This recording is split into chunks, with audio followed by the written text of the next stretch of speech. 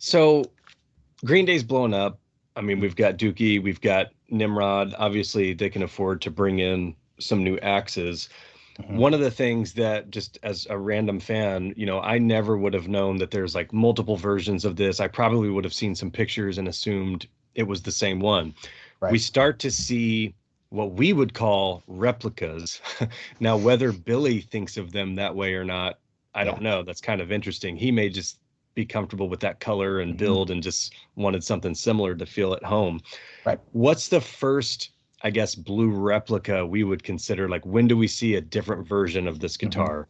Sure. I guess in the proper sense, let me set the stage a little bit. So everybody knows that for the most part, Green Day's older stuff is in half step down, so E flat standard tuning, apart from the early records, which that's a whole nother story.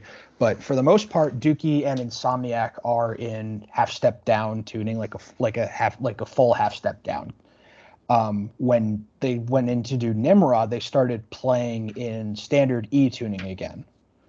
So what Billy Joe and Mike started doing was they said, "Oh, we need to start taking two sets of guitars with us now to in order to play the older songs because Dookie and Insomniac were still really big records then.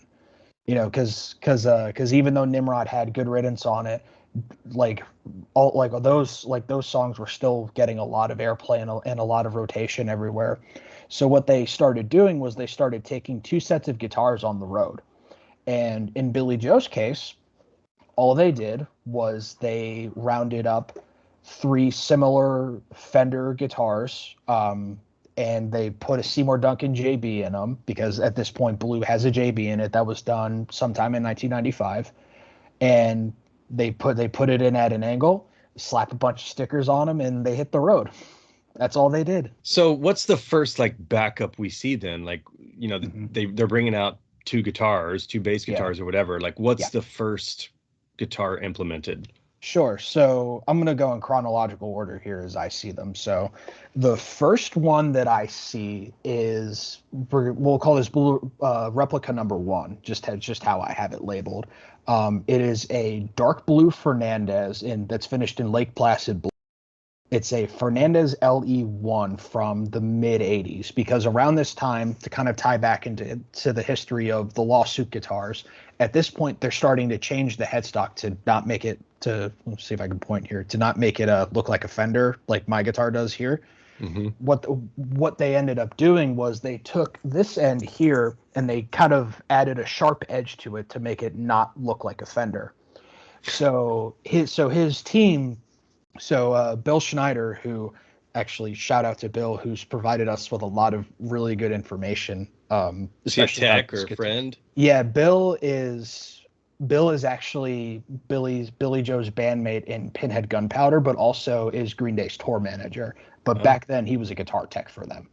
So he kind of worked his way up. So what Bill ended up doing was he just got this other Fernandez and just saw the sharp edge on the headstock, and all he did in one of the photos I sent you, all he did was he just rounded that over, and you wouldn't be able to tell the difference if it was a Fender or not because all he did was just take that sharp edge off and he sanded the logo off. it's interesting to me that at this point in time, they obviously can get any guitar they want, probably for Yeah. free, and Hmm. he still goes back to a Fernandez. Yeah. Why do you think That's that how is? Just the I feel? think it's just to feel at home, is that blue is it's obviously an important guitar. I've seen various videos throughout the years of Blue having tuning problems and he doesn't switch to another guitar. I mean, probably drastic measures he would at one point, but it's like at one point there was one show where he was like, I should have a spare guitar while he's in the middle of tuning. I probably should have a spare guitar, but I'm not going to. My mom got this for me when I was 11. And that's that. Man. Yeah, and so that one, I mean, immediately is stickered and looks similar. I mean, if Yep. you don't know what you're looking for, like Hmm. me, you may mistake that for the OG, and I'm sure that's Yep. probably happened throughout That's time. ex- that's honestly that was from what I've been able to gather. That was the idea, was that back then people were not having conversations like the one that you and I are having right now. Yeah, Is so that nerdy.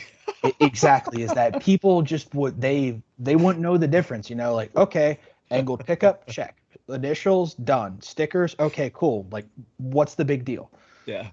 Yeah, and here we It's are, really as simple as that. 2025. Like, when did you get that sticker? When did this get ripped? When did this started fading away? Was this sticker drawn by a fan? I love it. Yeah. I love it. Yeah. That's really And what it was. we're not alone. There will be people out there who enjoy this video and this podcast. I hope It's so. the nerdy stuff. We're here for the nerds. Yeah. So he played that. That was the Nimrod tour that this was introduced or played or whatever. Yep. Yeah. So the earliest that I saw this guitar was in an issue of Total Guitar from 1997. They did kind of a Nimrod warm-up tour before the album. Like, the album was done, but it was before the album came out. And this was when they started taking the two sets of guitars with them on the road. And during this time, he had his original blue that he still plays today. He had this darker blue Fernandez that had black BJ initials on it. He had a pink Stratocaster that had one humbucker and the rest of the pickguard was left open, and a red Telecaster is kind of this first run, or this first like set of guitars that he plays. And then he uses that set until October of 97. So, Yeah. but yeah, the darker blue Fernandez LE1 is I would say the first blue replica. How many did he bring out, like, on just like a Dookie tour? Usually two.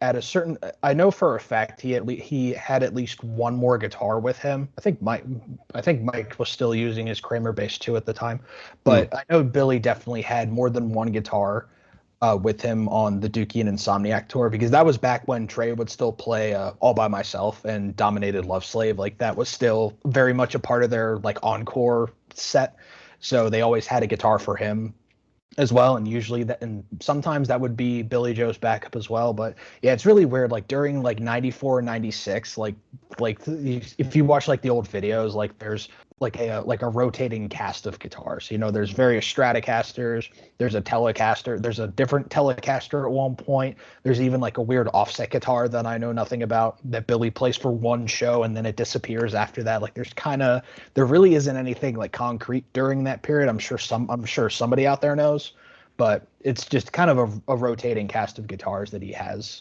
And it's not really till 97 that it's really solid, like the guitars that he takes with him. One of the things I'm always curious about, just from like preserving it or historical perspective, is like, do we know the whereabouts of this guitar? Like, is it safe? Does anybody know what happened to this one? Does he still have it? The dark blue Fernandez, no. Bill Schneider said, yeah, we destroyed that one when the tour was done. Yeah. Guitar heaven, as he called it. So blue replica number 1 is no more. No more. Damn it. I hate that. If anyone wants to, honestly, if anybody wants to replicate it, though, I'm more than happy to help. I got plenty of photos of it. That's a bummer. That's just like Tom's Red Squire. Tom's that's right, first guitar, destroyed. Yeah, that got wrecked after he got rid of it. But yeah, I would say the best place to see the first blue replica would be the HMV Alley show in 1997, when they're playing in the back alley of that record store in Canada, because they were set up to play another show that night at the Phoenix Theater, which is in Toronto. And because to not take their main guitars that they would use, they just kind of take some spares with them, and Billy took this other guitar